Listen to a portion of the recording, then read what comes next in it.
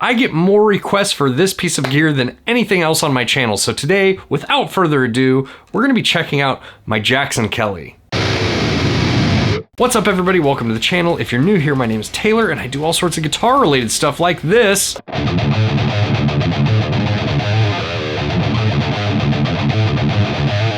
On my channel. If that's something you enjoy, make sure to hit the like button and consider subscribing while you're here. Now, I need to start off this video by saying that I'm pretty sure I did a review on this Kelly at some point in the history of my channel, and I just have no idea where that video went. So either I shot the video and it just never got edited and uploaded, or I uploaded it and it just disappeared one day. I'm not really sure, but either way, today we're gonna look at my Jackson X Series Kelly. So here are the specs on the X Series Kelly. It has poplar body wings and a one-piece through-body maple neck with graphite reinforcement and scarf joint and a 12 to 16-inch compound radius. It also includes a Laurel Fingerboard with 24 jumbo frets and pearloid shark fin inlays. Now originally when I bought this guitar, it came with Jackson passive humbuckers, and I opted to swap those out for a set of EMGs. There's an 81 in the bridge and an 85 in the neck. I also moved the volume knob down to where the tone control goes and removed the tone control completely. It has a 3-way toggle switch and a Floyd Rose special, although this one has been upgraded with a brass block from Floyd Rose. It has a gloss black paint job, gold hardware, and white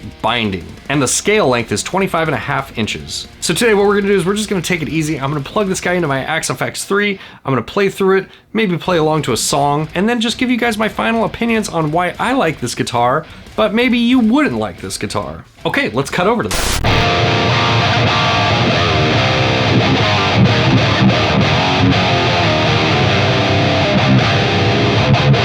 You know, it's actually probably a better review now because I know this guitar much better than I used to.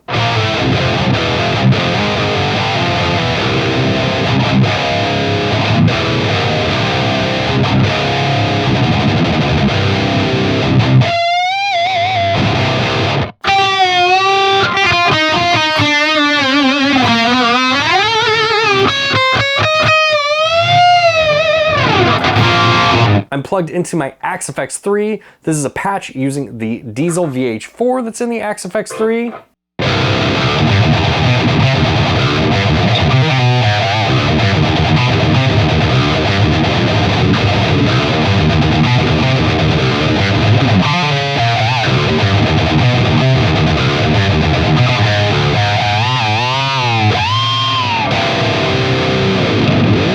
Originally, when I bought this guitar, it came with Jackson passive pickups. I ditched those in favor of an EMG 81 and 85 combo, 81 in the bridge, 85 in the neck.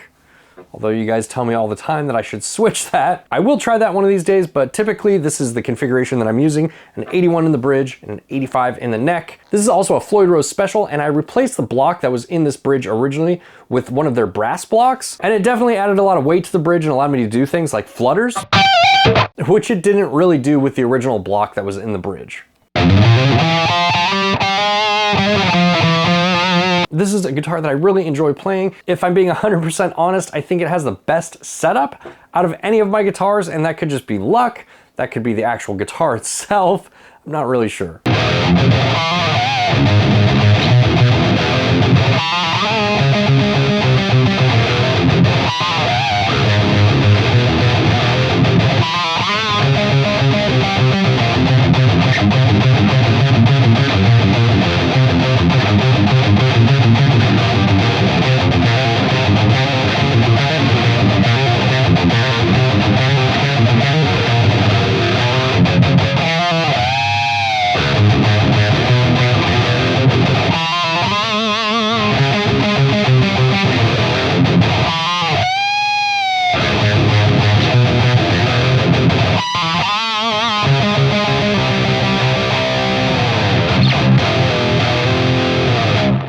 Now, another thing that I get asked pretty frequently is what is it like switching over to a guitar with, you know, such an extreme body shape? And it's definitely a consideration. It's something that you need to get used to, especially if you are used to playing super strats. Like if you have only played guitars with traditional body styles, it does take a little bit of adjustment to get used to something like this. But although it does have such an extreme shape, and there is a little bit of neck dive on it, it's not so bad with the strap that I have on right now, but you can definitely feel the neck wants to dive a little bit. It's really not that bad, and it's something that can definitely be worked around.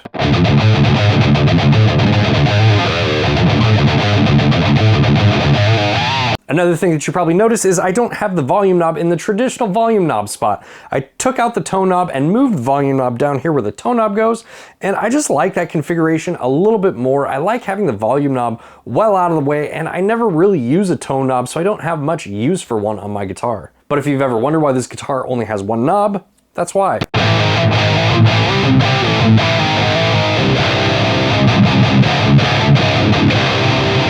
Let's switch over to the neck pickup and a clean channel here real quick.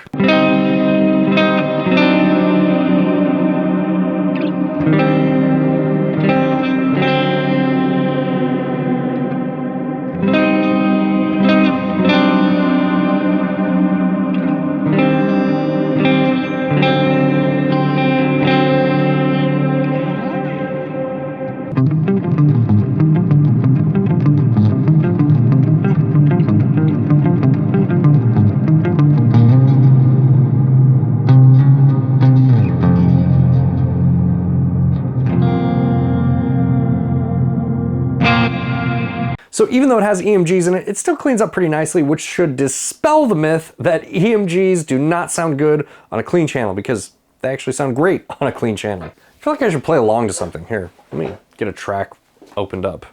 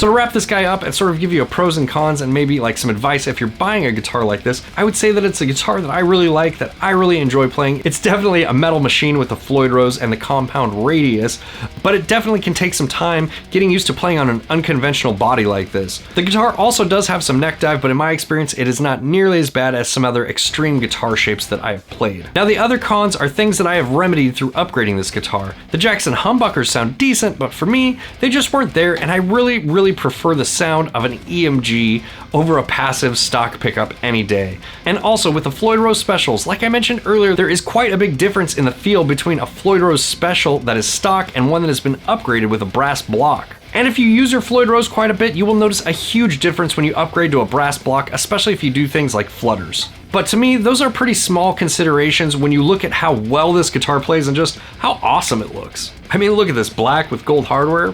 Just looks classy. Alright guys, what do you think about Jackson Kelly's and extreme body shapes in general? Are they something that you like on guitars? Let me know down in the comments below. As always, special thanks to all of my awesome patrons for helping me bring you videos like this one. And if you'd like to join my Patreon, there's a link for that in the description below. And as always, if you guys like this video, make sure to hit the like button, consider subscribing, and I'll see you guys next time.